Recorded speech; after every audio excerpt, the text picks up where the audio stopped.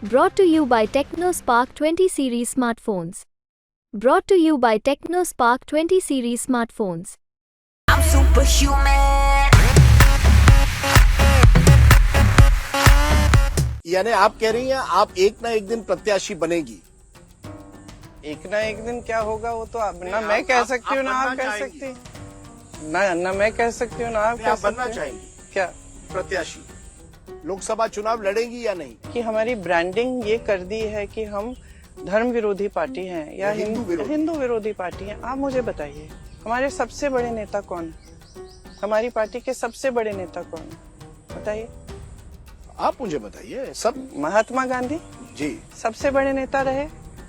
ये जो स्वतंत्रता का आंदोलन था, जो सत्य और अहिंसा पे आधारित था, ये महात्मा गांधी जी का आंदोलन था। इसी में जवाहरलाल नेहरू जी ने सारी अपनी जायदाद सब कुछ देश को देके इसमें जुड़े। जी बिल्कुल ठीक है, और तमाम लोग जुड़े इसमें। वो गांधी नेहरू का सुनिए, जमाना था। वो नहीं, मैं आपको कुछ समझा रही हूँ, आप सुन लीजिए।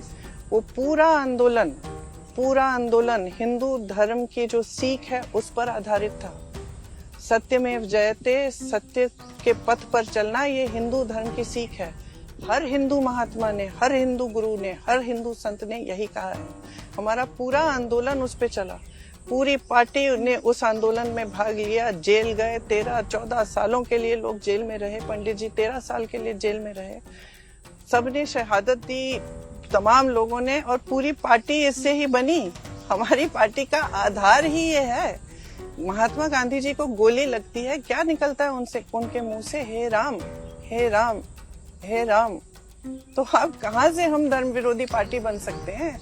हम बन ही नहीं सकते धर्म विरोधी party. Vote bank politics party बने। अरे छोड़िए, वोट बैंक पॉलिटिक्स तो ये लोग कर रहे हैं। वोट बैंक पॉलिटिक्स क्या कर रहे हैं? हम विकास की बात कर रहे हैं। हम क्या अपनी गारंटीज में कह रहे हैं इसको देंगे उसको देंगे, ये इसको नहीं देंगे? हमारी जो गारंटीज है सबके लिए, हमारा विकास हमेशा सबके लिए रहा।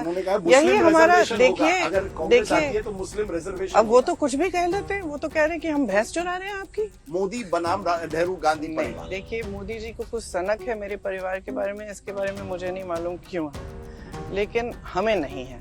वो प्रधानमंत्री हैं, वो जनता के प्रति जवाबदेह हैं। हम विपक्ष हैं, सवाल उठाना हमारा कर्तव्य है। हम सवाल ये आज उठा रहे हैं कि मोदी जी चुनाव प्रचार में आपकी बात क्यों नहीं कर रहे हैं? ये आप मानेंगे कि प्रधानमंत्री हैं, सबसे बड़ा पद है। आप मानेंगे कि जनता की बात होनी चाहिए। आप ये भी नहीं नकार सकते कि मोदी जी ने भैंसों की बात की है, मंगलसूत्र की बात की है, तमाम फिजूल की बातें की हैं, और उन बातों का फिर खंडन भी किया है, फिर उन बातों को रिपीट किया है। तो हम तो देखिए, हम विपक्ष के नेता हैं, हम मोदी जी के चमचे नहीं हैं। उनकी जब हत्या हुई, हम 12 साल के थे, हमारे घर के अंदर हत्या हुई। हमने अपनी माँ को देखा, माँ ने उनका शरीर उठा के वो ही ले गई अस्पताल। माँ सदमे में थी, बहुत समय के लिए सदमे में थी। उसके बाद 7 साल बाद हम 19 साल के, भैया 21 साल के थे, पिताजी की मृत्यु होती है, और इस तरह से होती है। पिताजी सिर्फ 46 साल के थे। तो हमारे मतलब एक, जब ऐसी चीजें होती है ना जीवन में, किसी के भी जीवन में, कोई भी हो जिनके पिता आकस्मिक मौत से गुजर गए हों या कुछ ऐसा होता है, तो किसी के भी जीवन में होते हैं, तो जीवन में एक अलग तरह की गहराई आ जाती है। उस जीवन की समझ ही अलग हो जाती है। तो कोई प्रेशर नहीं आप पर या आपके भाई पर कि या सोनिया जी ने डाला कि आपको राजनीति करनी है? बिल्कुल बिल्कुल, क्योंकि आप राहुल गांधी को सबसे अच्छी तरह से जानती है। राहुल में क्या फर्क आया है? क्या वो तैयार है? फर्क आपके नजरिए में, बनने के फर्क आपके नजरिए में है, राहुल में नहीं है। राहुल हमेशा एक बहुत गहरे इंसान रहे हैं। राहुल हमेशा बचपन से न्याय की लड़ाई लड़े हैं। अगर 2 बच्चे लड़ पड़ते तो किसी ने किसी के साथ अन्याय किया तो राहुल उसके लिए लड़ लेते। और राहुल में एक खासियत है जो कभी कभी जिससे मैं चिढ़ती भी हूँ। हमारे साथ एक खास मेहमान है इस चुनाव में, कांग्रेस की स्टार प्रचारक, एक क्राउड पुलर, जिनका हर वीडियो वायरल हो जा रहा है, और जिन्होंने अमेठी और रायबरेली की कमान संभाली है कांग्रेस पार्टी के लिए। हमारे साथ है कांग्रेस की जनरल सेक्रेटरी प्रियंका गांधी वाड्रा। नमस्कार प्रियंका जी। मैंने आपको क्राउड पुलर कहा, स्टार प्रचारक कहा, वीडियो वायरल हो रहे हैं, पर यह नहीं कह पाया कि कांग्रेस पार्टी की प्रत्याशी तो पहला सबसे बड़ा सवाल है कि आप एक बार फिर चुनाव क्यों नहीं लड़ रही है? देखिए, आपने देखा मैं पिछले 15 दिनों से यहाँ हूँ रायबरेली में। ये अमेठी रायबरेली क्षेत्र जो है, इसके साथ हमारा पुराना पारिवारिक रिश्ता है। तो यहाँ लोग उम्मीद रखते हैं कि हम लोग आएंगे उनके बीच, गांव-गांव जाएंगे, उनसे बातचीत करेंगे। तो यहाँ रिमोट कंट्रोल से तो चुनाव लड़ाया नहीं जा सकता। तो अगर हम दोनों लड़ते तो दोनों को 15 दिन अपने ही क्षेत्र में रहना पड़ता। हम दोनों देश भर में प्रचार कर रहे थे, इसलिए हमने सोचा कि उचित रहेगा कि एक प्रचार करते रहे पूरे देश में, नहीं तो पूरा ये एक पूरा फेज ही निकल जाता। नहीं, यानी आप कह रही हैं आप एक ना एक दिन प्रत्याशी बनेगी। एक ना एक दिन क्या होगा वो तो ना मैं कह सकती हूँ, ना आप कह सकती, ना मैं कह सकती हूँ, ना आप कह सकती। बनना चाहेंगी क्या प्रत्याशी? लोकसभा चुनाव लड़ेंगी या नहीं? देखिए, ये मैं प्रत्याशी बनना चाहूंगी नहीं बनना चाहूंगी, सच्चाई है कि मैंने ये सोचा ही नहीं है। मैं काम करती रहूंगी, मैंने काम किया है इस क्षेत्र में, इससे बाहर हर जगह पार्टी के लिए मैं काम करती रहूंगी। अगर उस काम में ये सबको उचित लगे कि हाँ मुझे चुनाव भी लड़ना है, मैं चुनाव भी लड़ूंगी। इसमें कौन सी मतलब इसको इतनी बड़ी बात क्यों बना रहे हैं? मैं बताऊंगा 1 मिनट में कि क्यों बड़ी बात है, क्योंकि इस समय पहला सवाल ये उठता है कि एक प्रचार अब चला है कि राहुल गांधी अमेठी छोड़कर भागकर, स्मृति ईरानी और बीजेपी के शब्द हैं, रायबरेली आ गए हैं। तो इसका मतलब है या प्रियंका गांधी चुनाव नहीं लड़ रही क्योंकि वो हार से डर रही है। तो ये जो एक प्रचार बीजेपी ने किया है कि राहुल गांधी भाग गए, प्रियंका गांधी चुनाव से डर रही है, इसका कैसा अगर आप चुनाव नहीं लड़ेंगी तो सामना कैसा करेंगे? देखिए, बताइए, गुजरात से मोदी जी नहीं लड़ रहे हैं, क्या वो डर गए वहां से, भाग गए क्या? मोदी जी वडोदरा और वाराणसी पहली बार 2014 में दोनों लड़े थे। आज बिल्कुल क्यों नहीं लड़ रहे? इस चुनाव में क्यों नहीं लड़ रहे हैं? इस चुनाव में चुनाव तो लड़ रहे हैं, चुनाव तो लड़ रहे हैं। हाँ, आप चुनाव नहीं लड़ रही और राहुल गांधी ने अपना क्षेत्र बदल दिया। मैंने आपको स्पष्ट किया क्यों नहीं लड़ रही हूँ। मैंने स्पष्ट किया कि अगर देखिए, हम बीजेपी की स्ट्रैटेजी पे थोड़ी चलेंगे। बीजेपी जो चाहेगी वो हम करेंगे। हम दोनों बैठ जाएं एक जगह और देश भर में कोई प्रचार न करे, ये तो बीजेपी के लिए अच्छा होगा, ये कांग्रेस के लिए तो अच्छा नहीं है कि नहीं? तो हम उनकी स्ट्रैटेजी पे चलें, ये तो मुझे उचित नहीं लगता बिल्कुल। भाई, हम तो वो करेंगे ना जो हम सोचते कि हमारे लिए, हमारी पार्टी के लिए अच्छा है। राहुल गांधी अमेठी छोड़कर रायबरेली, तो इसमें कौन सी बड़ी बात है? उनकी माँ का संसदीय क्षेत्र है ये, लेकिन और अमेठी छोड़ी थोड़ी है। अमेठी में किशोरीलाल शर्मा जी चुनाव लड़ रहे हैं, एक मजबूत प्रत्याशी हैं, जीतेंगे चुनाव। 40 सालों के लिए उन्होंने अमेठी की सेवा की है, गांव गांव जानते हैं, मेरे साथ कंधा से कंधा लगा के काम किया है। तो छोड़ा थोड़ी है अमेठी को। अमेठी और रायबरेली को हम कभी छोड़ ही नहीं सकते। अमेठी और रायबरेली हमारा रिश्ता ही अलग है इन दोनों क्षेत्रों के साथ। क्या रिश्ता है? क्योंकि आपने एक भाषण किया था अमेठी में, बड़ी भावुक हो गई थी। आपने अपने पिताजी की याद दिलाई लोगों को, आपकी यादें आपके पिताजी के साथ। ये जो भावुक रिश्ता है, क्या ये भावुक रिश्ते पर आप अमेठी और रायबरेली की राजनीति कर रही हैं? क्योंकि ये आपकी धारणा है, ये मीडिया और बीजेपी यही प्रचार करना चाहती है कि इस रिश्ते में सिर्फ भावनाएं हैं और सिर्फ एक क्या कहते हैं, जज्बातों का रिश्ता है। ये एक बहुत ही गहरा जज्बाती रिश्ता है, इसको मैं बिल्कुल नहीं नकारती। इसको हम पूरे परिवार, सारे परिवार के सदस्य इसको स्वीकारते हैं। हम सब जानते हैं, अमेठी की जनता भी जानती है। लेकिन हमने एक भी बार किसी और आधार पर वोट नहीं मांगा, सिर्फ अपने काम के आधार पर वोट मांगा है। जो काम अमेठी क्षेत्र और रायबरेली क्षेत्र में कांग्रेस पार्टी ने, सोनिया गांधी जी ने, राजीव गांधी जी ने, राहुल गांधी जी ने किया, मैं दावे के साथ कह सकती हूँ कि किसी और ने नहीं किया है। और जितना भी प्रचार ये करते हैं, पूरी जनता अमेठी की जानती है कि क्या अमेठी में किया गया हमारे कार्यकाल में और पिछले 5 सालों में क्या हुआ। इंटरेस्टिंग आप ये कह रही हैं, क्योंकि 2 बातें इससे निकलती है। एक, स्मृति ईरानी और भाजपा कहती है कि देखिए, जितनी प्रगति अमेठी में पिछले 5 सालों में हुई है, वो पिछले 50 साल में नहीं हुई। उनका कहना है कि ये पिछड़े इलाके हैं। रायबरेली देखिए, अमेठी देखिए, कंपेयर टू बारामती जहां शरद पवार ने बहुत काम किया है, या कमलनाथ ने छिंदवाड़ा, ये पिछड़े इलाके क्यों रह गए अगर ये इतनी बड़ी वीवीआईपी कंस्टिट्यूंसी थी? आपने वो गांव देखा है जिसे मोदी जी ने गोद लिया वाराणसी में? जी। देखा है उसकी क्या हालत है। तो देखिए, कहने के लिए तो ये लोग कुछ भी कह लेंगे। अमेठी वालों से, रायबरेली वालों से पूछिए कि क्या क्या नहीं आया यहाँ। BHEL, HAL, उड़ान academy, ITI, AIIMS, NTPC, rail coach factory, rail washing line, rail की वो जो इलेक्ट्रिसिटी वाली लाइन है, तमाम हाईवे कौन लाया? मोदी जी लाए हैं, स्मृति ईरानी जी लाई हैं। पर पिछड़ा इलाका तो है अभी भी। देखिए Backward देखिए districts में माना जाता है। देखिए, विकास ऐसी चीज है जो कभी रुक नहीं सकती। आज आप 2 काम करेंगे, कल आपको 4 काम करने पड़ेंगे। ये एक निरंतरता होती है इसमें, और ये शुरू से की जा रही है। ये सारे काम, विकास के कार्य जो हैं, ये बहुत समय से किए जा रहे हैं और लगातार ये चलते रहते हैं। अब कभी सरकार होती है, कभी नहीं होती है। राहुल जी ने फूड पार्क शुरू करने की बात की, अमेठी में कितना विकास हो जाता है उससे, इन्होंने रोक दिया है। हमने जब एम्स खोलने की बात की तो बहुत बवाल उठा। जैसे इनकी सरकार आई, इन्होंने उसको एकदम छोटे पैमाने पे रखा, फिर बहुत मुश्किल से लड़ के उसको पूरे ठीक तरह से उसका निर्माण किया जी।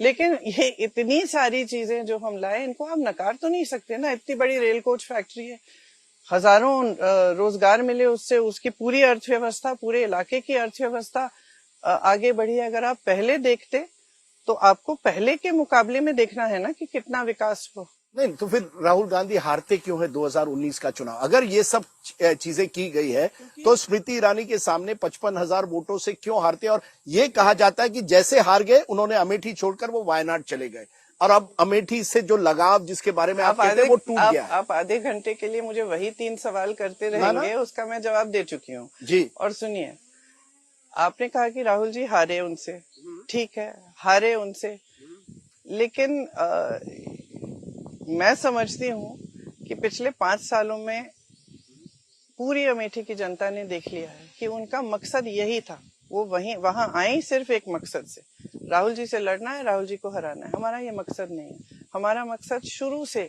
सेवा का मकसद रहा है। और आप कुछ भी कहें, आप किसी भी नजर से इसको देखें, वहां पे पिछले चुनाव में इतने झूठ फैलाए गए और आपकी जो मीडिया ने इतना समर्थन दिया उनको इन झूठों को फैलाने में।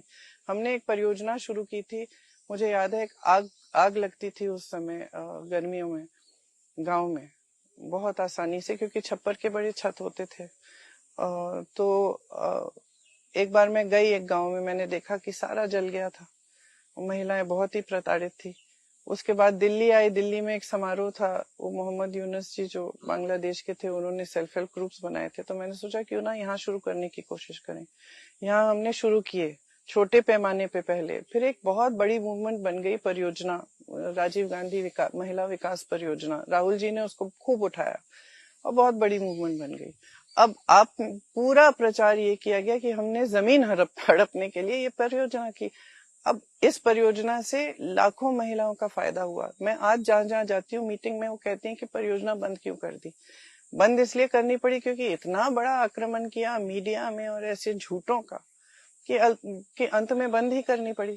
लेकिन मेरा कहने का मतलब ये है कि इतना झूठा प्रचार हुआ और इतनी मतलब मीडिया का समर्थन था तमाम ऐसे, तो लोग बहक गए होंगे, लेकिन अब समझ गए। लेकिन मैं कई लोगों से मिला अमेठी में, कार्यकर्ता और लोगों से, और उन्होंने कहा राहुल गांधी जी ने यहाँ रहना चाहिए था, हार जीत होती रहती है, क्यों हमें छोड़कर गए हैं। तो एक तरह से ये जो प्रचार मोदी जी कर रहे हैं, जिसे आप कहते हैं मीडिया आगे बढ़ा रहे हैं, लेकिन ये भी एक सच्चाई है ना कि जब आप, और फिर लगा कि अगर वो नहीं रहेंगे तो प्रियंका गांधी वाड्रा, जिसका आपने जवाब दिया है, फिर कहा गया रॉबर्ट वाड्रा भी लड़ सकते हैं। उन्होंने खुद कहा था मैं लड़ूंगा अमेठी से। फिर आप किशोरी लाल शर्मा पर आते हैं। तो क्या कहीं ना कहीं हार जीत तो होती है राजनीति में, अगर वो वहां डटकर रहते तो आपके वर्कर का, हम वहां डटकर हैं, तो चुनाव एक तरह से प्रियंका गांधी वाड्रा लड़ रही हैं। ये आपकी धारणा है कि हम डट के नहीं लड़ रहे हैं, हम डट कर लड़ रहे हैं। वहां भी यहाँ भी दोनों हमारी पारिवारिक क्षेत्र रहे हैं, दोनों ऐसे क्षेत्र रहे हैं जिनके साथ हमारा एक बहुत गहरा लगाव है और हम कभी नहीं छोड़ेंगे दोनों क्षेत्र। तो आप एक 10 सवाल और कर दें इस पे, तो मैं आखिरी बार पूछूंगा, तो क्या एक तरह से आप लड़ रही हैं? किशोरी लाल शर्मा तो है। आप जवाब क्या चाहते? नहीं, क्योंकि मुझे लगता है, मुझे बताया आप जवाब क्या चाहते हैं? मैं जवाब चाहता हूं कि प्रियंका गांधी वाड्रा एक तरह से इसको एक पर्सनल एक चैलेंज लिया है, स्मृति ईरानी ने एक चैलेंज रखा है और अमित शाह ने और नरेंद्र मोदी ने चैलेंज रखा है, आप वो चैलेंज स्वीकार कर रही हैं। किशोरी लाल शर्मा है, लेकिन असली प्रत्याशी आप हैं। नहीं, मैं वो जवाब नहीं दूंगी जो आप चाह रहे हैं। किशोरीलाल शर्मा जी प्रत्याशी हैं। किशोरीलाल शर्मा जी स्मृति ईरानी के खिलाफ बहुत मजबूती से लड़ रहे हैं और उनको हराएंगे। चुनाव के रिजल्ट के बाद आप मेरे से बात करिए। आप बिल्कुल आश्वस्त है कि आप अमेठी और रायबरेली दोनों जीतेगी। ये आपने अभी भी कहा पारिवारिक रिश्ता, आपने इस पूरे चुनाव में माता पिताजी का नाम कई बार उठाया। सोनिया जी भी यहाँ कल आई थी, उन्होंने कहा कि मैं एक तरह से राहुल जी को आपको समर्पित कर रही हूँ, जो काम मैंने किया वो आपके लिए करेंगे। आपने कहा था मेरी माँ को विरासत में शहादत मिली, दौलत नहीं, एक भाषण में कहा था पिता को। आपने कहा सोनिया जी ने मंगलसूत्र देश के लिए एक तरह से अपना कुर्बान किया है। क्या आप एक तरह से इमोशनल अपील कर रही है जब सोनिया जी ये भाषण करती है कि मैं आप चाहते हैं और भाजपा चाहती है कि हम चुप रहें और हमारे परिवार के बारे में जितने भी अपशब्द बोले जाएं, जितना भी उल्टा सुल्टा बोला जाए वो ठीक है। आप चाहते हैं कि आप हमारे शहीद पिता को देशद्रोही कहें, मेरी शहीद दादी जी को देशद्रोही कहें और हम चुप रहें। ये तो आपके फायदे की बात है। हम चुप क्यों रहे भाई? हमारे परिवार ने अगर देश के लिए कुर्बानी दी है तो क्या हमें शर्म आना चाहिए इस पे? मुझे तो बहुत गर्व है कि मेरी दादी जी 33 गोली खाई हैं इस देश के लिए। बहुत गर्व है कि मेरे पिताजी शहीद हुए हैं इस देश के लिए। मैं बोलूंगी, क्यों नहीं बोलूंगी? हम बोलते हैं तो आप कहते हैं इमोशनल पिच कर रहे हैं। मोदी जी रोते हैं खामखा किसी भी छोटी चीज के लिए, इंटरव्यू में वोटों को लेने के लिए, तो वो इमोशनल पिच नहीं है। हम तो सच्चाई कह रहे हैं। मैं तो 19 साल की उम्र में अपने पिता के टुकड़े लाई हूं घर, तो मैं क्यों ना बोलूं उसके बारे में? मैं चुप क्यों हूं अगर मेरे पिता को आप देशद्रोही बोलेंगे कि पिताजी ने कानून बदले, इंदिरा जी की विरासत को बगैर टैक्स के लेने के लिए कानून बदले। क्या बकवास है ये? और आप झूठ पे झूठ फैलाए जाएं और हम चुप रहें, क्यों? तो जब सोनिया जी मुझे तो बहुत गर्व है अपने परिवार पर और मुझे बिल्कुल कोई शर्मिंदा नहीं करेगा, खासतौर से बीजेपी के नेता। तो जब सोनिया जी कहती हैं, जैसे उन्होंने कहा रायबरेली में, कि मैं एक तरह से राहुल जी को आपके सामने सौंप रही हूँ, ये आप मेरा काम आगे रायबरेली के ये क्या एक तरह से फिर ये कहेंगे परिवारवाद की राजनीति है? अरे सुनिए, मैं गांव में जाती हूँ। कल मैं किसी गांव से गुजर रही थी, एक महिला ने मुझे रोका, बोला रुको, मैं रुकी, ऐसे झांकी खिड़की से बाहर, दोनों हाथों को ऐसे मेरे सर पे रख के बोली विजयी भव। मुझे रोना है क्योंकि ये रिश्ता है हमारा इनके साथ। ये रिश्ता आप नहीं समझ पाएंगे और ये रिश्ता मोदी जी कभी नहीं समझ पाएंगे। जब हम संकट में रहे हैं, मैंने अपने भाषण में भी बोला, जब हम संकट में रहे हैं तो अमेठी और रायबरेली की जनता हमारे साथ खड़ी रही हमेशा, और ये हम बिल्कुल भूल नहीं सकते। जब आप एक राजनीतिक परिवार में, जहां परदादाओं से लेकर पुश्तों के लिए ये काम कर रहे हैं और सेवा कर रहे हैं, तो आपकी जो भावना होती है वो थोड़ी अलग होती है, वो बहुत गहरी भावना होती है। मैं समझा भी नहीं सकती। मुझे अनुचित लगता है कि मैं उस भावना का उल्लेख भी करूं, क्योंकि आपके समझ के बाहर है। और खासतौर से जो राजनीति को एक व्यापार की तरह देखते हैं और इस तरह से देखते हैं कि इसमें से हमें कुछ अपना स्वार्थ साधना है, वो ये समझ नहीं पाएंगे, और ये हमारी सच्ची भावना है। मैं इसलिए पूछ रहा हूँ प्रियंका जी, क्योंकि बीजेपी कहती है जमाना बदल गया है। अब लोग केवल गांधी नेहरू परिवार, ये 5 पीढ़ियां, मोतीलाल नेहरू से लेकर इसी रायबरेली में फिरोज गांधी 52 का चुनाव लड़े थे, उसके बाद इंदिरा जी लड़ी, तो सोनिया, वो कह रहे हैं जमाना बदल गया, केवल गांधी परिवार के नाम पर वोट नहीं देंगे, अब काम पर देंगे। तो काम पे वोट ही मांगिए। तो आप भैंसों के बल पे वोट क्यों मांग रहे हैं? आप मंगलसूत्र के बल पे वोट क्यों मांग रहे हैं? आप धर्म के वोट के बल पे वोट क्यों मांग रहे हैं? आप ध्रुवीकरण करके वोट क्यों लेना चाह रहे हैं? अगर काम पे मांग रहे हैं तो मोदी जी एक भी बार क्यों नहीं बता देते जनता को कि 10 सालों में काम क्या किया है? बेरोजगारी, आपका काम और उनका काम कंपैरिजन? बिल्कुल, कैसे नहीं, बिल्कुल तैयार है। करें तो सही, बोले तो सही। एक चुनावी सभा में ये कह दें कि बेरोजगारी आज चरम पे है। 45 सालों में इतनी बेरोजगारी नहीं रही। 70 करोड़ लोग बेरोजगार हैं। इसके बारे में मोदी जी ने 10 सालों में क्या किया और क्या करने जा रहे हैं, एक बार बता दें जनता को। कांग्रेस का कंपैरिजन, मुझे बोलने दीजिए। एक बार बता दें जनता को कि अग्निवीर जैसी स्कीम क्यों लाए, जिससे नौजवानों की उम्मीद ही टूट गई, आशाएं टूट गई। एक बार जनता को बता दें कि जो महंगाई है जिसका सामना हर महिला कर रही है, दुकान जाती है, 5 चीजें खरीदने जाती है, 2 खरीद के आती है, घबराहट होती है। बच्चा बीमार पड़ जाता है, इलाज के लिए घबराहट होती है, फीस भरनी पड़ती है, घबराहट होती है। घर में कुछ टूट गया, उसकी मरम्मत करनी है, छत से पानी गिर रहा है, घबराहट होती है कि कैसे करेंगे। और बड़े इलाज तो छोड़ दीजिए। मोदी जी एक बार जनता को बता देना, हर मंच पे भाषण दे रहे हैं, एक भाषण में ये कह देना कि क्या किया है इन्होंने जनता के लिए, लेकिन वो कहने को राजी नहीं है। नहीं, उन्होंने कई उपलब्धियां अपनी जो लाभार्थी स्कीमें की हैं, देखिए लाभार्थी कितने टॉयलेट्स किए, कितने आवास योजना बनाए, कितने सड़कें ठीक की, कितना इंफ्रास्ट्रक्चर किया है, इसका भी उन्होंने ब्यौरा दिया। ऐसा नहीं है कि नहीं बात कर रहे हैं, वो कह रहे हैं कि मैं विकसित भारत चाहता हूं, क्योंकि इस चुनाव में कह रहे हैं 2047 का मेरा एक लक्ष्य है, एक विकसित भारत। कांग्रेस पुराने बातों की बात करती है, मैं आगे की बात करता हूं। बहुत खुशी की बात है कि 2047 में विकसित भारत होगा। 10 साल पहले भी इन्होंने कहा था सबका साथ सबका विकास। आज फिर से कह रहे हैं विकसित भारत। तो इन 10 सालों में विकास क्यों नहीं किया? नहीं, वो ब्यौरा दे रहे हैं ना, कितने टॉयलेट्स बनाए, कितने। देखिए ये जो आप कह रहे हैं ना, उज्ज्वला मिला। देखिए उज्ज्वला किसकी स्कीम थी? यूपीए की स्कीम थी, इन्होंने लागू की। राशन बांटना क्या है? राशन बांटने का ये जो अधिकार है, भोजन का अधिकार कौन लाया? कांग्रेस पार्टी। अधिकार है मतलब कि जनता का अधिकार है कि जनता का अधिकार है कि उनको भोजन मिलना है, राशन मिलना है। कोई भी सरकार आए, मोदी जी की आए, किसी और की सरकार आए, वो देना पड़ेगा, क्योंकि अधिकार बनाया था कांग्रेस पार्टी ने। ये लोग 5 किलो राशन दे रहे हैं, ऐसा कर रहे हैं जैसे एहसान कर दिया इन्होंने सब पे। एहसान नहीं है, अधिकार है जनता का। और मैं आपको बता देती हूँ कि छत्तीसगढ़ में जहाँ हमारी सरकार थी 35 किलो राशन दिया गया, जब इनकी सरकार आई 5 किलो किया गया। तो आप समझ लीजिए कि कई ऐसी चीजें हैं जो मोदी जी अपने ब्यौरे में लिख के सबको दिखा रहे हैं, लेकिन शुरुआत इनकी कांग्रेस पार्टी में हुई। कई कितने पुल हैं, बड़ी बड़ी सड़कें हैं, जिनका जाके यहाँ पे उद्घाटन किया उन्होंने। कहाँ? लालगंज में फ्लाईओवर का उद्घाटन किया। इसको शुरू किया कांग्रेस ने, मोदी जी ने उद्घाटन किया। जाके पूछिए लालगंज में 1 महीने बाद क्या हुआ, पूरा टूट के गिर गया। तो ये सब कहने वाली बातें होती हैं। और आप भी सही बात नहीं कह रहे हैं। चुनावी मंच पर जहां जहां मोदी जी प्रचार कर रहे हैं, ज्यादातर वे यही बातें कर रहे हैं कि कांग्रेस पार्टी धर्म विरोधी पार्टी है, कांग्रेस पार्टी से सावधान रहो, आपके भैंस चुरा लेगी, आपके मंगलसूत्र चुरा के किसी और को दे देगी। देखिए, प्रधानमंत्री पद का एक स्तर होता है। बड़े बड़े लोगों ने, महान देशभक्तों ने इस पद को संभाला है।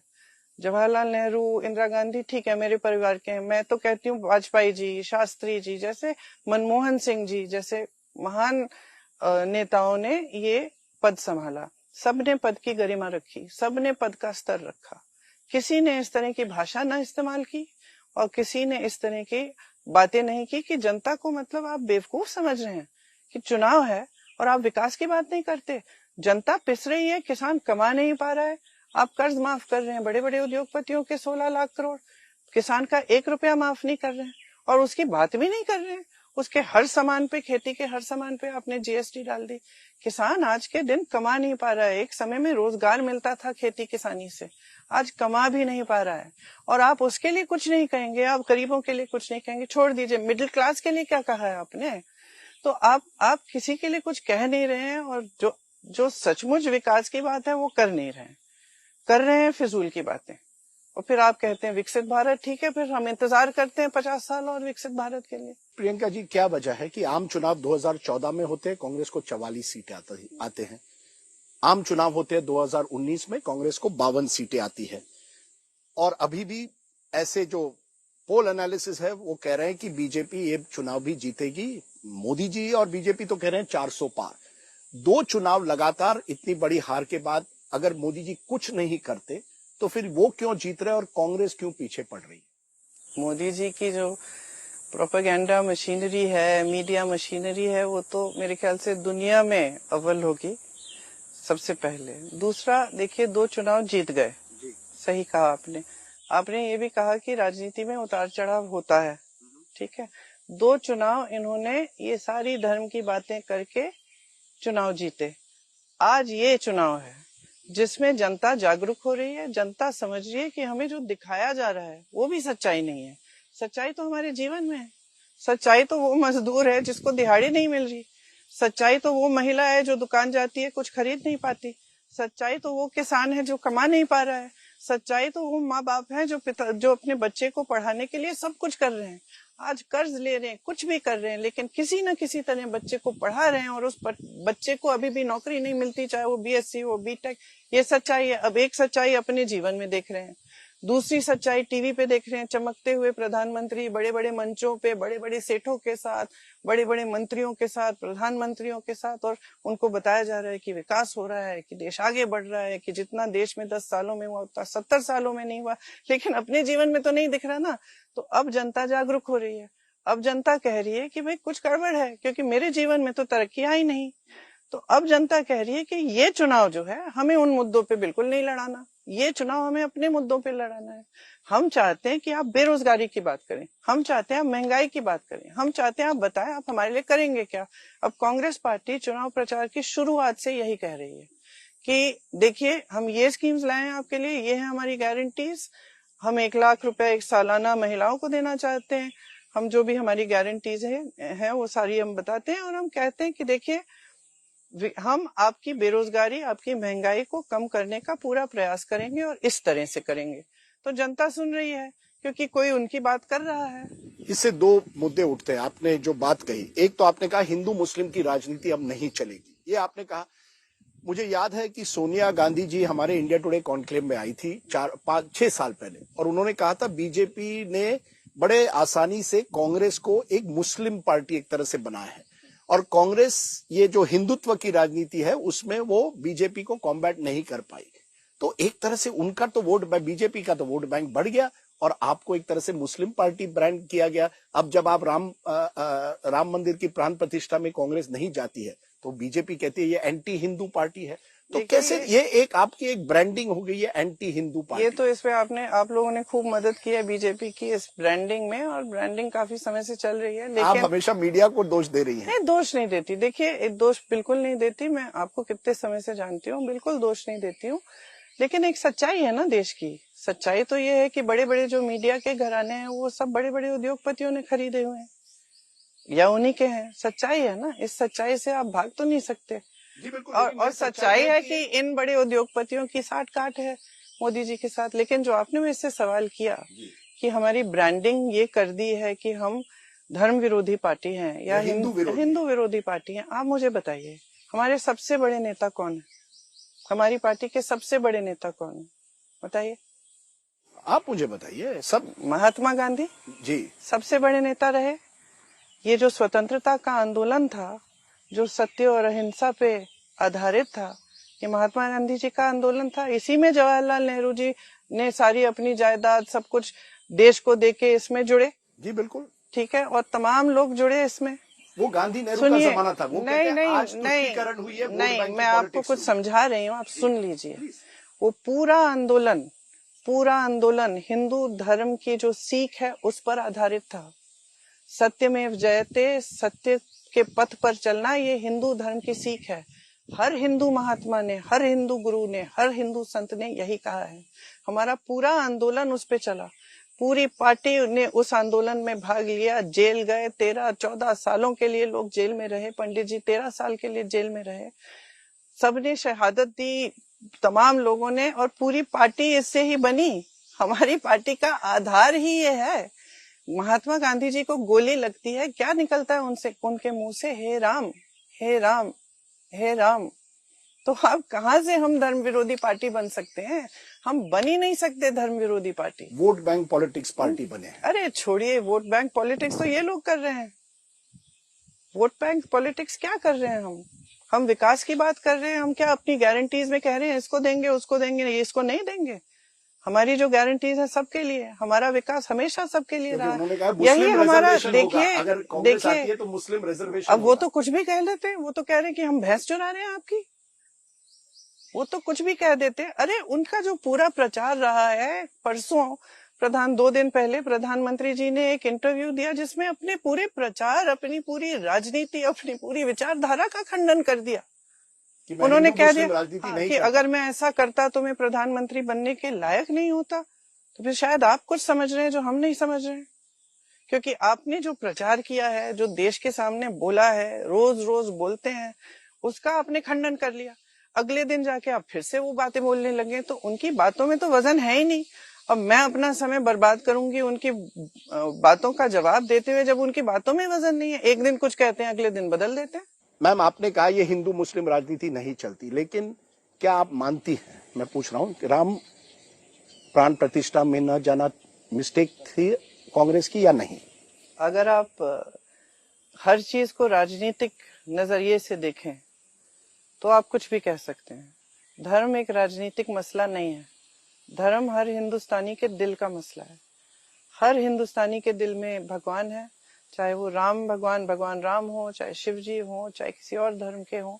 कोई गलती और नहीं, सुनिए मेरी बात। तो जो धर्म है वो दिल में हर हिंदुस्तानी के है। जहाँ आस्था है, जहाँ देश की आस्था है और जनता की आस्था है, उसका आदर होना ही चाहिए। तो इसमें ये कहना गलती की नहीं गलती की, ये तो आप राजनीतिक नजरिए से देख रहे हैं।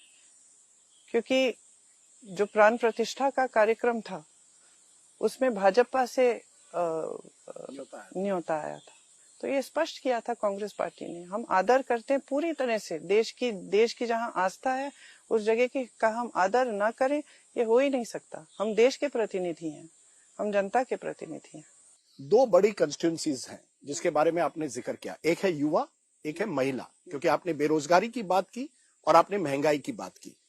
पहले आते हैं महिला पर, क्योंकि आपने 2022 का चुनाव उत्तर प्रदेश में लड़ा। लड़की हूं, लड़ सकती हूं, और आपने कई महिलाओं को टिकट भी दी।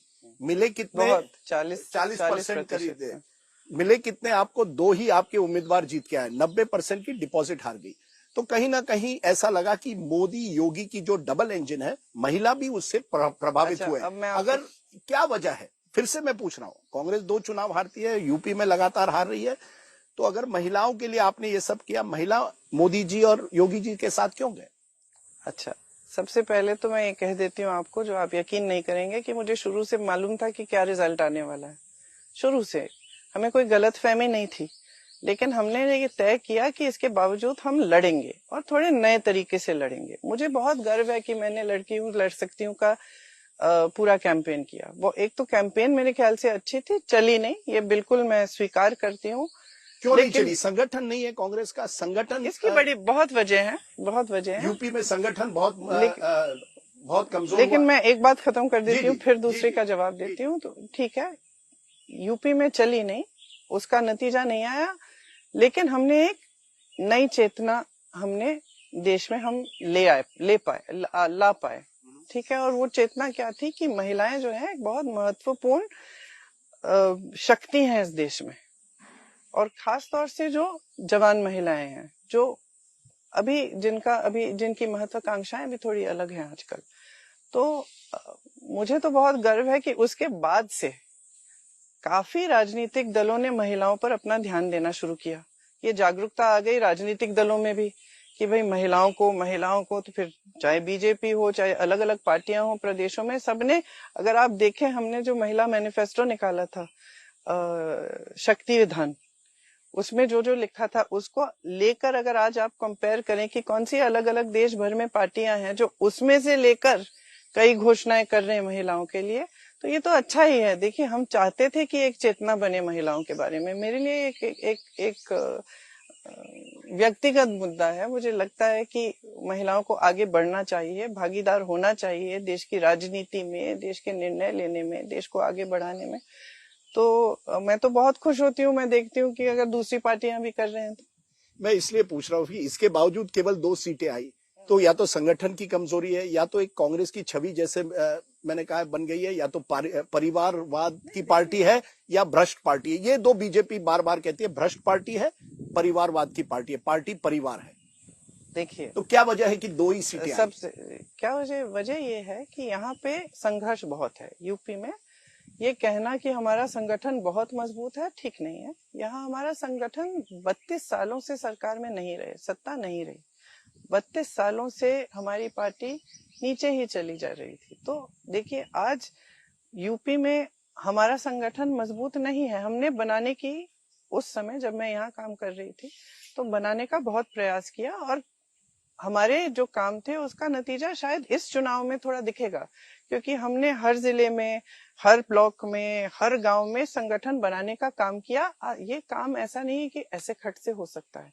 ये काम है जिसमें बहुत गहराई से बहुत प्रयास करना पड़ता है। हमने खूब प्रयास किया, और हमें मालूम था कि उस चुनाव में नतीजा नहीं आएगा, लेकिन हमने, जैसे आपको कहा कि हमने तय किया कि हम चुनाव पूरे दम से लड़ेंगे, चाहे नतीजा आए ना आए। उसके बाद आस्ते आस्ते संगठन में परिवर्तन भी आया। आज अगर आप देख रहे हैं कि उत्तर प्रदेश में थोड़ी सी एक अंडर करंट जैसी है जो कांग्रेस और इंडिया अलायंस उठा पा रहे हैं, तो उसका एक वजह भी ये है, बहुत वजह है, लेकिन एक वजह भी ये है कि कम से कम हमारा संगठन गांव में, ब्लॉक में, जिले स्तर पर दिखने लगा और लड़ने लगा। हम लड़े। मैं अंडर करंट और मैं आखिर में आऊंगा, या आपका क्या अनुमान है, लेकिन एक और कॉन्स्टिट्यूंसी है युवा। आपने बेरोजगारी की बात की, पेपर लीक्स की बात की, जहां भी जाते हैं ये मुद्दा है, लेकिन सवाल उठता है, एक जनरेशन आया है 91 के बाद, उनको ना इंदिरा गांधी की याद है, ना जवाहरलाल नेहरू, ना राजीव गांधी। वो जो जनरेशन है वो कहता है, यार मुझे कैंडिडेट चाहिए मेरिट पर, मुझे परिवार की पॉलिटिक्स नहीं चाहिए, मुझे एक नया भारत चाहिए। और तो मोदी जी ने उस भारत को फोकस किया है। आप परिवार, और आपके जो राज्य थे जहां आप रोजगार दे सकते थे, वहां नहीं मिला है। इसलिए अगर आप कहते हैं कि हम रोजगार देंगे, बीजेपी कहेगी, तो फिर आपने राजस्थान में जब आपकी सरकार थी तब क्यों नहीं दिया? आप लोग तय कर लीजिए कि आपको कहना क्या है। आप कहते हैं परिवार की पॉलिटिक्स, परिवार की पॉलिटिक्स, फिर आप पूरा अभियान चलाते हैं, भाजपा चलाती है, आप चलाते हैं कि फॉर एग्जाम्पल प्रियंका गांधी चुनाव क्यों नहीं लड़ रही है, उसमें परिवारवाद नहीं है, वो आपके कन्वीनियंस के लिए। तो जब आपके कन्वीनियंस के लिए होता है, आप उठा लेते हैं मुद्दा, और परिवारवाद की बातें ये करते हैं। इनके जरा गिनिए कितने बच्चे, कितने चाचे, चाचियां, भतीजे सब इनके पार्टी में हैं, बताइए। मैं आपको निकाल के दे दूंगी कितने परिवार इनकी पार्टी में। और डिसीजन आपके पार्टी में एक ही परिवार लेता है ना, उनका बिल्कुल, ये बिल्कुल गलत है। हमारी पार्टी भाजपा की तरह नहीं है जहां निर्णय एक जना लेता है। तो सिर्फ मोदी जी और अमित शाह जी सब निर्णय लेते हैं। मंत्रियों को भी स्वतंत्रता नहीं दी है। वो मंत्री जो प्राइवेट में होते हैं वो रोते हैं कि भाई हमें भी इतनी स्वतंत्रता नहीं कि हम एक निर्णय ले पाए। हमारी पार्टी अगर ऐसी होती तो आप ये आलोचना नहीं करते हमारी पार्टी की कि भाई कांग्रेस पार्टी को देखो, कांग्रेस एक लाइन पकड़ रही है, कोई नेता कुछ बोल रहा है, कोई नेता कुछ बोल रहा है। हमारी पार्टी सचमुच लोकतांत्रिक पार्टी, ज्यादा लोकतंत्र है। आपने ये धारणा बना रखी है कि सारा परिवार तय करता है। हमारे अध्यक्ष जी हैं और उनकी ये इंसल्ट है। हमारे अध्यक्ष एक बहुत अनुभवी नेता है, मेरे ख्याल से 9-10 चुनाव जीते हैं, 11 चुनाव जीते हैं, दशकों के लिए राजनीति की है, तमाम संघर्ष झेले हैं, पर्सनल और राजनीतिक भी। और ये कहना कि वो तो कठपुतली हैं, कोई और तय कर रहे, एकदम गलत है। ये जरूर है कि वो जहां उनको जरूरत पड़े वो सलाह लेते हैं, सिर्फ सोनिया जी और राहुल जी से नहीं, लेकिन वो मनमोहन सिंह जी से भी सलाह लेते हैं, चिदम्बरम जी से भी सलाह लेते हैं, जो भी वरिष्ठ नेता हैं पार्टी के, उन सब से सलाह लेते हैं। और इसमें क्या, कौन सी बुरी बात है? क्या ये 2024 का चुनाव, जैसे हम आखिरी पड़ाव पर आ रहे हैं, क्या ये कहा जाए मोदी बनाम राहुल गांधी अभी भी एक लेवल पर है, और कामदार वर्सेस नामदार जो बीजेपी कहती है? क्योंकि मोदी जी ने बीजेपी कामदार नहीं है। अगर बीजेपी कामदार होती तो उनके बड़े बड़े नेताओं की हिम्मत होती कि अपने काम पे वोट मांगते। उनके बड़े नेता जो हैं कायर हैं। सबसे बड़े कायर प्रधानमंत्री जी मोदी जी खुद हैं। वो जनता के सामने खड़े होके इतना नहीं बता सकते कि बेरोजगारी आज चरम पे क्यों है उनके कार्यकाल में। यही तो सवाल है कि मोदी जी बार बार नेहरू गांधी परिवार को टारगेट करते हैं, और आप मोदी जी को, मैंने आपका एक भाषण सुना, आपने कहा मोदी जी बड़ी गाड़ी में जाते हैं, कुर्ता हर 10 मिनट बदलते हैं, आम जनता से नहीं मिलते हैं, लोगों से डिस्कनेक्ट हो गए। देखिए राहुल गांधी किस तरह से भारत जोड़ो यात्रा में जनता से जुड़ रहे हैं। ये बड़ा पर्सनल लगता है। मोदी जी बनाम नेहरू गांधी परिवार बड़ा पर्सनल है, क्योंकि हर भाषण में या तो वो आपका जिक्र करते हैं या आप उनका, और चुनाव बन जाता है मोदी बनाम नेहरू गांधी परिवार। देखिए, मोदी जी को कुछ सनक है मेरे परिवार के बारे में, इसके बारे में मुझे नहीं मालूम क्यों है, लेकिन हमें नहीं है। वो प्रधानमंत्री हैं, वो जनता के प्रति जवाबदेह हैं। हम विपक्ष हैं, सवाल उठाना हमारा कर्तव्य है।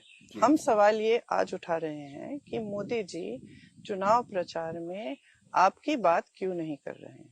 ये आप मानेंगे कि प्रधानमंत्री हैं, सबसे बड़ा पद है, आप मानेंगे कि जनता की बात होनी चाहिए। आप ये भी नहीं नकार सकते कि मोदी जी ने भैंसों की बात की है, मंगलसूत्र की बात की है, तमाम फिजूल की बातें की हैं और उन बातों का फिर खंडन भी किया है, फिर उन बातों को रिपीट किया है। तो हम तो देखिए, हम विपक्ष के नेता हैं, हम मोदी जी के चमचे नहीं हैं।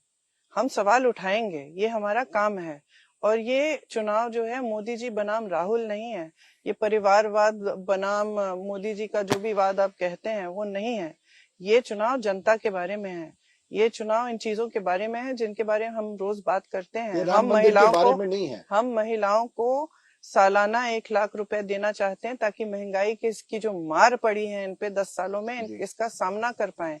हम नौजवान स्नातक पास के लिए हम पहली नौकरी पक्की और 1 लाख सालाना इसलिए कह रहे हैं क्योंकि आज नौजवान बेरोजगारी से पिस रहा है। पेपर लीक के खिलाफ हम मजबूत कानून लाना चाहते हैं क्योंकि पेपर लीक ने लोगों के जीवन बर्बाद किए हैं। ये आपके राज्य में आप कर लेती तो और आपको सुन लीजिए 28 साल के हो जाते हैं बच्चे, 28 साल के हो जाते हैं, पेपर लीक, पेपर दे के इंतजार कर करके कि एक दिन नियुक्ति हो गई, पूरा जीवन बर्बाद हो जाता है, शादी नहीं हो पाती। हम कह रहे हैं किसानों के कर्ज माफ करेंगे, किसानों के सामान, खेती के सामानों से जीएसटी हम हटाएंगे। हम इसलिए कह रहे हैं क्योंकि मोदी जी के 10 साल के कार्यकाल में किसान पिस गया है, आत्महत्या कर रहा है 1-1 लाख रुपए के लिए, और मोदी जी माफ कर रहे हैं बड़े खरबपतियों के कर्ज।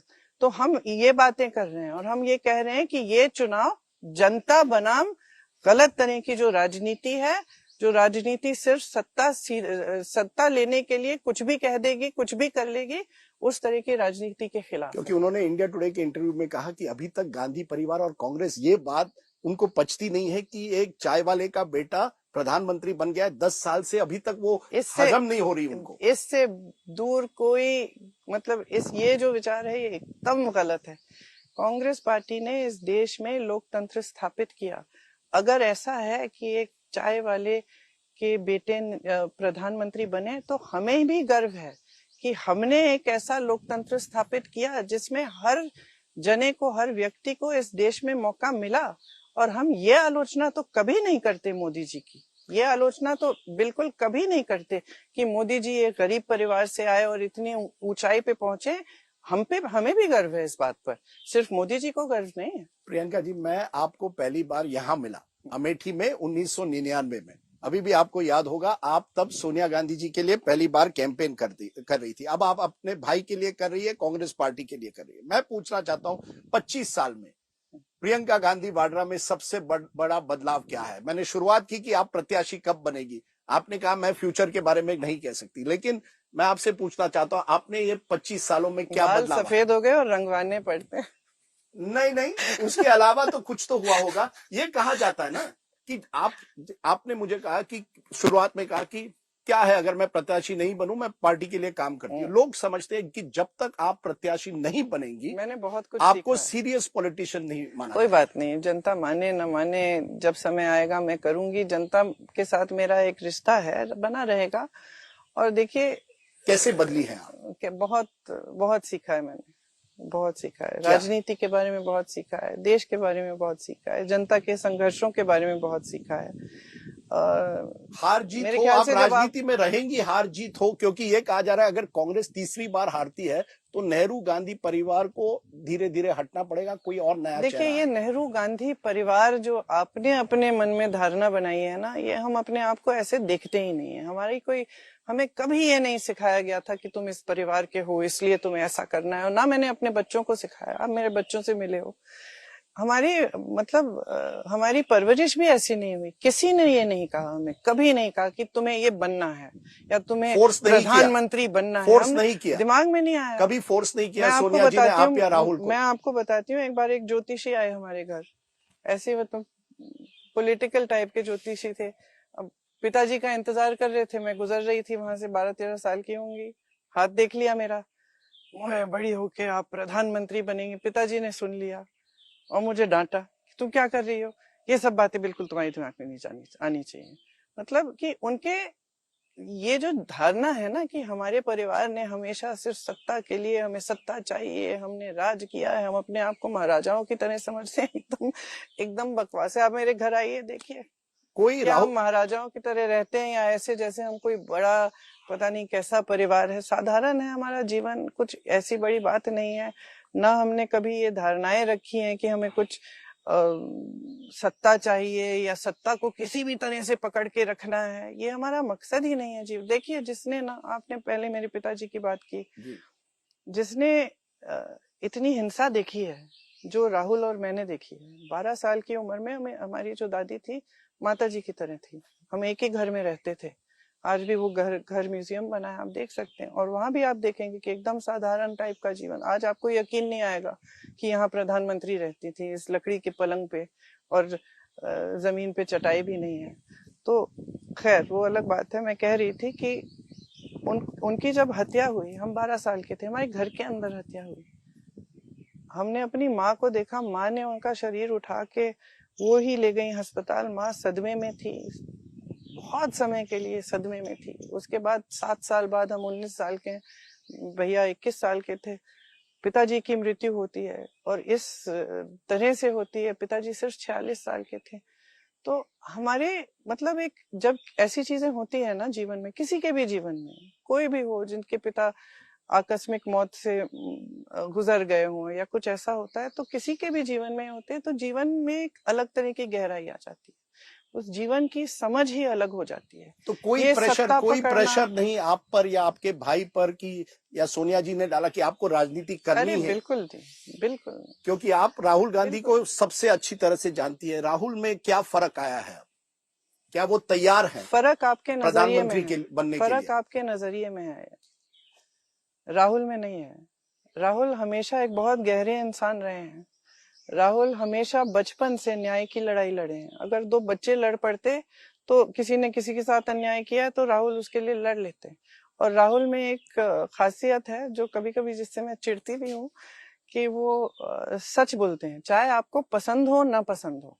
अपनी बहन से, अपने दोस्तों से, अपने साथ जो कार्य करते हैं उनके साथियों के साथ और जनता के साथ, वो सच बोलते हैं। आपको भी मुंह पे सच बोल देंगे। आपको इसलिए तो लोग थोड़े से, क्योंकि हम लोगों की आदत है कि हम थोड़ी अच्छी तरह से बोलते हैं, जो भी बोलना है। मेरी भी आदत है, मैं ऐसी मुंहफट नहीं हूँ, वो थोड़े से मुंहफट है। जीत हो, आप दोनों रहेंगी राजनीति में। प्रियंका गांधी वाड्रा और राहुल गांधी रहेंगे, हार जीत हो। और क्या, हम तो ये कोई सवाल है? इतने समय से राजनीति में रहे हैं। राहुल जी तो मेरे ख्याल से अब 20 सालों से, और देखिए राहुल मेरे ख्याल से कोई ऐसा नेता नहीं होगा इस पूरे देश में जिसके खिलाफ इतनी संगठित और इतनी धनराशि, जिस कैंपेन पे उनके खिलाफ जो कैंपेन की गई भाजपा के द्वारा, इतनी धनराशि किसी भी पार्टी ने किसी भी नेता की इमेज खराब करने के लिए इस पूरे देश में नहीं की होगी। राहुल जी को मीडिया से लेकर भाजपा के नेता से लेकर सबने, इन्होंने इतना आक्रमण किया राहुल जी पे, और इतने अपशब्द बोले और इतनी गलत धारणाएं फैलाई इनके बारे में, फिर भी राहुल जी खड़े रहे। फिर भी राहुल जी की इतनी हिम्मत है कि झुकते नहीं है, डरते नहीं है। इन्होंने घर से निकाला, संसद से निकाला, इन्होंने तमाम मुकदमे लगाए, एक गुजरात में, एक महाराष्ट्र में, कहीं ताकि दौड़े रहे मुकदमों में हाजिर होने के लिए। लेकिन राहुल जी झुके नहीं, डरते नहीं हैं, और पूरा देश आज समझ रहा है कि ये आदमी सच बोलेगा, कभी नहीं डरेगा, कभी नहीं झुकेगा। प्रधानमंत्री बन सकते हैं? क्यों नहीं बन सकते? बहुत अच्छे प्रधानमंत्री बनते, बहुत अच्छे, क्योंकि देश की गहराइयों को समझते हैं। और मैं आपको बता दूं, हिंदू धर्म की गहराइयां समझते हैं। अगर मोदी जी कल हिंदू धर्म पे डिबेट करें राहुल जी के साथ, तो मैं दावे के साथ कह सकती हूँ कि राहुल जी के सामने वो बोल नहीं पाएंगे। इतना जानते हैं, इतनी जानकारी है और इतनी गहराई में चीजों को समझते हैं। लेकिन इस चुनाव में ये तय किया गया है कि इंडिया गठबंधन के नेता तय करेंगे कि प्रधानमंत्री कौन बनेगा। तो वो खुद सब बैठ के तय करेंगे, जिसको भी चुने हम समर्थन देंगे। आप कह रहे हैं इंडिया गठबंधन तय करेगा, जी। मोदी जी कह रहे हैं 400 पार, आपका आंकड़ा क्या है? क्या आपको वाकई लगता है कि जून 4 को नॉन बीजेपी गवर्नमेंट बनेगी, 2004 रिपीट होगा, या आप मानती हैं कि बीजेपी फ्रंट रनर है और आप बैकफुट पर हैं? नहीं, हम बैकफुट पे बिल्कुल नहीं है। बैकफुट पे मोदी जी हैं जो फिजूल की बातें करने लगे हैं और जो अपने प्रचार का खुद खंडन करने लगे हैं चुनाव के बीच में। बैकफुट पे मोदी जी हैं, हम बैकफुट पे बिल्कुल नहीं है, क्योंकि हमने इंडिया गठबंधन के सारे नेताओं ने लगातार जनता के मुद्दे उठाए और हम सिर्फ लगातार यही कह रहे हैं, मोदी जी मुद्दे पे आइए। मोदी जी मुद्दे पे आ नहीं पा रहे हैं। मोदी जी इधर उधर जा रहे हैं, भटक रहे हैं, घबरा रहे हैं, अजीब अजीब सी बातें कर रहे हैं, पूरे देश को दिख रहा है आज। तो हम बिल्कुल बैकफुट पे नहीं है। मैं तो उनको, छोटी हूं उनसे, लेकिन उनको सलाह अभी भी दे देती हूँ कि अभी भी जनता की बात कर लें, अभी भी कर लें। प्रियंका जी, हम ये इंटरव्यू यहाँ एंड कर रहे हैं, लेकिन मैं आपसे पूछूंगा, यू आर कॉल्ड, आपको कहा गया था कांग्रेस की ब्रह्मास्त्र होंगी जब आप पॉलिटिक्स में नहीं आई। आप अपने आप को किस तरह से देखती है? क्या वो एक चीज है जो जनता नहीं जानती प्रियंका गांधी वाड्रा के बारे में, जो हमें आज जाननी चाहिए? आप ब्रह्मास्त्र है, क्या है? आप अपने आप को किस तरह से देखती हैं? और क्या है वो एक चीज जो हम नहीं जानना, हमें जाननी चाहिए, जो हम नहीं जानते हैं? देखिए, मैं, सच्चाई ये है कि मैं राजनीतिक संदर्भ में अपने आप को मैं एक कार्यकर्ता समान देखती हूँ। मैं, देखिए, यहाँ पे भी चुनाव है, मैं 3 जाके मेरी आदत है, मैं क्या बताऊं, रैली चल रही है तो मैं जाके खुद देखूंगी कि कितने झंडे बटे हैं, नहीं बटे तो खड़ी होके बंटवाऊंगी। मैं थोड़ी इस तरह की हूँ क्या मैं? अच्छा। मैं थोड़ी बारीकियों में घुसती हूँ, माइक्रो मैनेजमेंट। हाँ, तो मैं यहाँ पे 3 बजे तक नहीं सोती, फिर उठ के निकल जाती हूँ 12 घंटे, फिर वापस आके सबको तंग करती हूँ कि भाई तुमने क्या किया, तुमने अपना काम क्यों नहीं किया, ये क्या है, ये लिस्ट बना देती हूँ, ये करना है, चलो वहां जाके देखते हैं। तो मैं थोड़ा, ये मैंने सुना इंदिरा गांधी बहुत करती थी। अब वो नहीं मालूम मुझे इतना। पर आखिर में चुनाव के बाद we will see you in some new avatar, कोई नया अवतार होगा, या वही करती रहेंगी? मैं बार बार आपको ये पूछ रहा हूँ क्योंकि मैं आपको बताता हूँ रूमर क्या है कि अगर राहुल गांधी रायबरेली वायनाड दोनों जीतते हैं तो वो वायनाड रहेंगे, रायबरेली की सीट प्रियंका गांधी वाड्रा 6 महीने बाद लड़ेगी। देखिए, ये सही है, गलत है? देखिए, मेरे अवतार तो आप लोग ही बनाते हैं। अब नहीं, मैं यूपीआई जनरल यहाँ की महासचिव बनी जी, आपने फिर भी वही अवतार ढूंढा मुझ में जो पुराना वाला था। फिर यहाँ का चुनाव भी लड़ा, चेहरा बनेगी, मुख्यमंत्री के लिए दावेदार बनेगी। तो ये तो आपकी धारणा है ना, ये तो आपकी धारणा है। प्रियंका गांधी का भविष्य किस तरह है, राजनीतिक अब मैंने कहा, मैं ज्योतिषी नहीं हूँ, मैं क्या बताऊं मेरा भविष्य। But you are not ruling out. मैं ये दावे के साथ कह सकती हूँ कि मेरा भविष्य ये है कि मैं जनता की सेवा और कांग्रेस पार्टी की सेवा लगातार करती रहूंगी, हमेशा के लिए।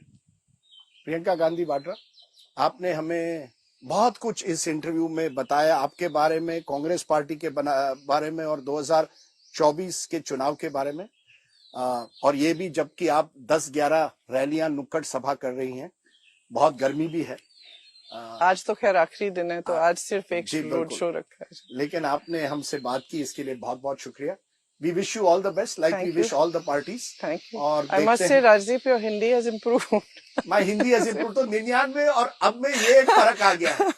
I was 99 में और आज में इतना फर्क आ गया। आप में कोई फर्क नहीं आया, मुझ में इतना फर्क आया है कि मेरी हिंदी ठीक ठाक हो गई। नहीं, मुझ में भी बहुत फर्क आया, लेकिन वो ये कहाँ इंटरव्यू में कहाँ बताएं।